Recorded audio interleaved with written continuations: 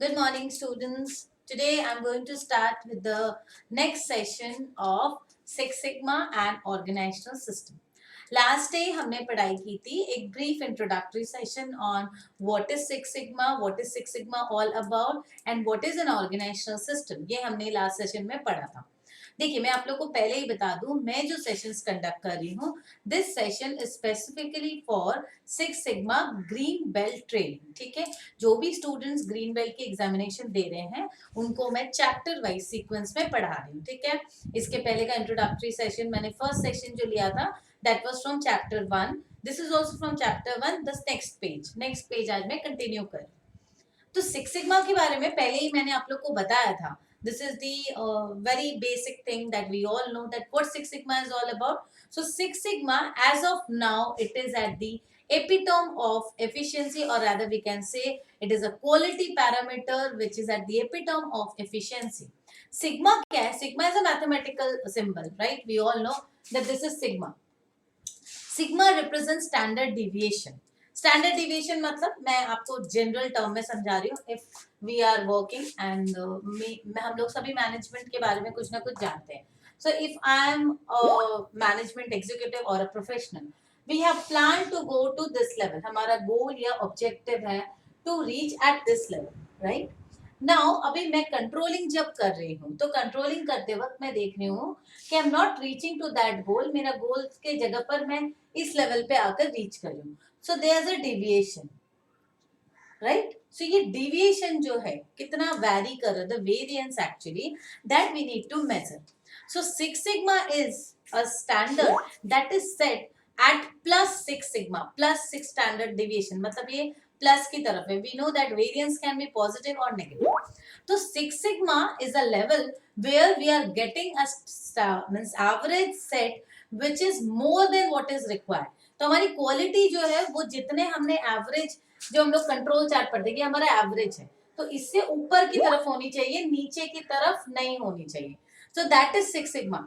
Normally आप जब upper control limit set करते हो, जब आप यूसीएल कंट्रोल चार्ट स्टडी करते हो, there is a lower control level, this is the average mean और द एवरेज लेवल. तो हम लोग +3 स्टैंडर्ड डिविएशन सेट करते हैं. बट सिक्स सिग्मा में क्या होता है, normally we have to set a standard of +6 standard deviation, that is +6 sigma.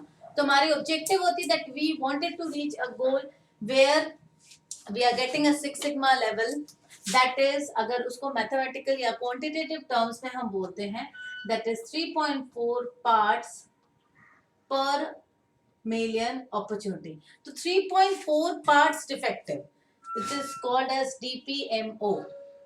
इसको लिख लो DPMO metrics, defects per million opportunity. तो हमारा ऑब्जेक्टिव होता है that we reach to an objective standard of 3.4 parts defective per million opportunity. मतलब आप समझ सकते हो अगर एक प्रोडक्शन यूनिट है जहां पे हम प्रोडक्शन कर रहे हैं तो 1 मिलियन में सिर्फ 3.4 पार्ट, तो उस लेवल पे क्वालिटी कितनी होनी चाहिए, 99.9997%. So it is actually a quasi perfect, मतलब परफेक्ट से थोड़ा सा हटके, इसलिए हम उसको क्वाजी परफेक्ट भी बोलते हैं. ठीक है, अब देखिए मैं ऑर्गेनाइजेशनल सिस्टम के बारे में बात कर रही हूँ. एक ऑर्गेनाइजेशन, एक कंपनी जो है, हम लोग सिक्स सिग्मा क्यों स्टडी कर रहे हैं, सिंपली क्योंकि हम अपने क्वालिटी के प्रोडक्शन प्रोसेसेस सिस्टम्स को डेवलप करना चाह रहे हैं. हम अपने यहाँ के डिफेक्ट्स को बिल्कुल मिनिमाइज करना चाह रहे हैं. It is as simple as that. हमने पहले भी इस सिस्टम को स्टडी किया है. हमें पहले से अगर आप एकदम इनिशियल डेज में ट्रेडिशनल वेज में चले जाओ तो बहुत सारे हमारे eminent experts, theorist, management consultant, उन्होंने बहुत सारे चीजें बताई, जैसे we can do it from inspection, sampling, बहुत सारे मेजर्स आए क्वालिटी के. बट अभी six sigma is at the highest. इस लेवल पे अगर आप कोई पहुंच जाती है कोई कंपनी तो अपने प्रोसेसेस को वो बिल्कुल सुधार लेती है. बट इसके बाद क्या, वी कैन एक्सपेक्ट 7 सिग्मा भी आएगा, इसके बाद भी और भी लेटेस्ट वर्जन आ सकते हैं. बट ऑर्गेनाइजेशन, अब मैं आ जाती हूँ बिल्कुल, आप एक कोर आप ऑर्गेनाइजेशन के पॉइंट ऑफ व्यू से समझो कि आपकी एक कंपनी है. See you can be an entrepreneur, आप एक एंटरप्रेन्योर हो, you are a professional, you are a management consultant, हम कुछ भी हो सकते हैं. हमारा मेन मोटिव क्या है, इफ आई एम प्रोड्यूसिंग, मैं एक ऑर्गेनाइजेशन हूँ, जब मेरी कंपनी है, for an organization perspective, either you are producing a product or you are producing a services, you are providing a services or you are producing a product, कुछ भी हो सकता है. हमारा ऑब्जेक्टिव क्या होता है, that we reach to our customer. अब कंपटीशन तो बहुत है, मार्केट में बहुत कंपटीशन है, तो अपने कस्टमर को सेटिस्फाई करना, customer satisfaction is our main objective, right. Customer satisfaction किस तरीके से होंगे, सिंपल सी बात है, आजकल कॉस्टिंग के ऊपर कोई ध्यान नहीं देता उतनी ज्यादा, क्योंकि कॉस्ट जो है, this is one such part, people are ready to pay more if they get that level of quality which they expected. Now what is quality? बहुत सारे थ्योरिस्ट ने बहुत तरीके से एक्सप्लेन किया क्वालिटी को, मैं बहुत ही इजी लैंग्वेज में आप लोग को क्वालिटी एक्सप्लेन कर रही हूँ। That is quality means is conformance to specification, conformance to specifications, conformance to specifications का मतलब क्या है। अब मैं इस चीज को आपको समझा रही हूँ। ये मेरा क्लाइंट है, मेरी कंपनी को एक ऑर्डर दे रहा है, ठीक है, ये हमारा क्लाइंट है, ये हमारी कंपनी को एक ऑर्डर दे रहा है that he wanted a product, let's say he wanted a product x. उसने अपनी सारी डिटेल्स बताई कि भाई मुझे प्रोडक्ट में ये फीचर्स चाहिए, ये फीचर्स चाहिए, आप ये ऐड करो, ये कलर डालो, ये इसके टेस्ट होने चाहिए, ये उसके अकॉर्डिंग टू हिज प्रेफरेंसेस उसने अपने सारे फीचर्स डाल दिए। अब मैं ऑर्गेनाइजेशन में मेरा जो प्रोजेक्ट मैनेजर है या जो कंसल्टेंट है, वो क्या करेगा, उस प्रोडक्ट को अकॉर्डिंग टू क्लाइंट स्पेसिफिकेशन बनाने की कोशिश करेगा, because client is king, customer is king. So this is the priority we have to always keep in mind. Customer कब खुश रहेगा, जब हम उसको दो चीज, उसके कस्टमर के पॉइंट ऑफ व्यू से सोचो, उसको क्या चाहिए, cost minimization, maximization of revenue, उसके लिए भी ये पॉइंट कंसिडर करो और मेरे लिए भी ये पॉइंट कंसिडर करो। From producer aspect and from consumer aspect both wanted to reach to an equilibrium. तो ये हम लोग कब अचीव कर पाएंगे, ये हम लोग डिटेल्स में पढ़ेंगे आगे कि किस तरीके से सिक्स सिग्मा को जब हम इम्प्लीमेंट करेंगे, ultimately it leads to cost saving, it leads to a competitive advantage, but how we will reach to that level, ultimately we have to start from the scratch. So ये client ने मुझे ये specify किया that please produce x according to my specification. See, client specification is of utmost priority because quality is what a customer expect from me. If I am giving a lot of features, a lot of qualities, a lot of things that is not required by my client, then it is not quality according to him. Quality is what it is conformance to specification as desired by the customer. Customer को जो चाहिए वही दो ना, उसको जो पसंद है वही चाहिए और वही देना है हमको, ठीक है। हम उससे ज्यादा भी नहीं देंगे, कम भी नहीं देंगे, ज्यादा देंगे भी तो एज पर कस्टमर आपके उसके परसेप्शन के हिसाब से आपको देना है, अपने परसेप्शन के हिसाब से नहीं। तो अभी क्लाइंट का स्पेसिफिकेशन उसने मुझे दिया कि एक्स बना दो, तो अभी डिजाइन फेज में एक ऑर्गेनाइजेशन क्या करती है, उस प्रोडक्ट एक्स में वो सारे फीचर्स ऐड करेगी कि भाई क्लाइंट ने बोला है तो मैं ये सारे फीचर्स को ऐड करूंगी। और ये सारे फीचर्स ऐड करके हमें क्या करना होता है, हम लोग एक CTQ निकालते हैं, क्योंकि अब क्लाइंट के स्पेसिफिकेशन के हिसाब से हमने प्रोडक्ट बनाना है हमें ज्यादा, तो क्लाइंट के रिक्वायरमेंट के हिसाब से जो ये प्रोडक्ट हम बना रहे हैं, इसमें हम कुछ मेंशन करते हैं CTQ level, that is critical to quality. This is the level we wanted to achieve, at least this is the minimum level. इसके बिना क्वालिटी मानी ही नहीं जाएगी। तो डिजाइन फेज में हमें क्या करना होता है, हमें उस प्रोडक्ट क्लाइंट के स्पेसिफिकेशन के हिसाब से हम CTQ फैक्टर्स डिफाइन करते हैं, that this are the CTQ factors, ये रहना ही चाहिए उस प्रोडक्ट में, अदरवाइज क्लाइंट सेटिस्फाइड भी नहीं होगा। Second, we would always mention the tolerance level. Now why tolerance level is required?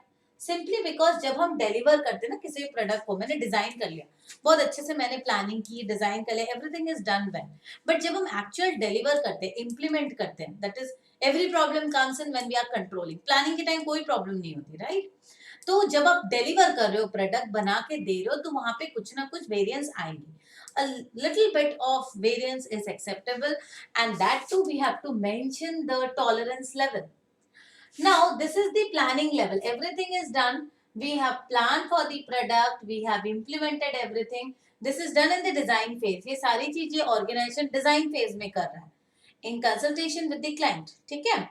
अभी इसके बाद क्या, मैं ये प्रोडक्शन तो हो गई, प्रोडक्शन होने के बाद using the SPC method at regular interval, on regular interval we will actually check, हम लोग क्या करेंगे, हम लोग क्या करेंगे, using the SPC method on a regular interval we will check कि हमारे प्रोडक्शन जो है वो एज पर प्लानिंग हुई है या नहीं हुई है, ठीक है। तो एसपीसी क्या है? That is statistical process control. So at regular interval we will check, भाई इसको तो प्रोडक्शन आप लॉट्स में करो, साइजेस में करो, सैंपल साइज क्या है, at a predetermined level we have to check. वो हो गई। ये था हमारा एंटायर डिजाइन फेज का काम, जहां पे हम प्रोडक्ट डिजाइन से लेकर प्रोडक्ट इंप्लीमेंटेशन उसको कंट्रोलिंग कर रहे हैं। अभी ये जो स्टैटिस्टिकल प्रोसेस कंट्रोल है, इसका डिटेल्स हम लोग नेक्स्ट चैप्टर में पढ़ते जाएंगे।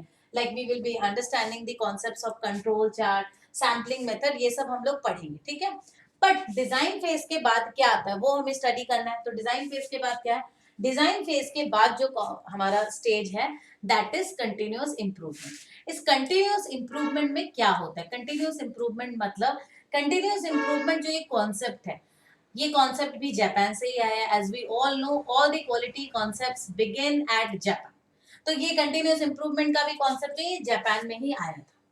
अब देखिए कंटिन्यूअस इंप्रूवमेंट क्या है? It is actually a constant process, constant endeavour where we are actually trying to identify what are the causes that is preventing me to reach to my optimum level. एक organization का optimum level पे वो क्यों नहीं पहुंच पा रहे? So we have to identify what are the defects, what are the problems that is preventing me from reaching the optimum level. देखिए अब ये जो कंटिन्यूअस इंप्रूवमेंट की बात है ना, अगर आप कंटिन्यूअस इंप्रूवमेंट पे वर्क करोगे, फोकस करोगे, तो you will reach to customer satisfaction.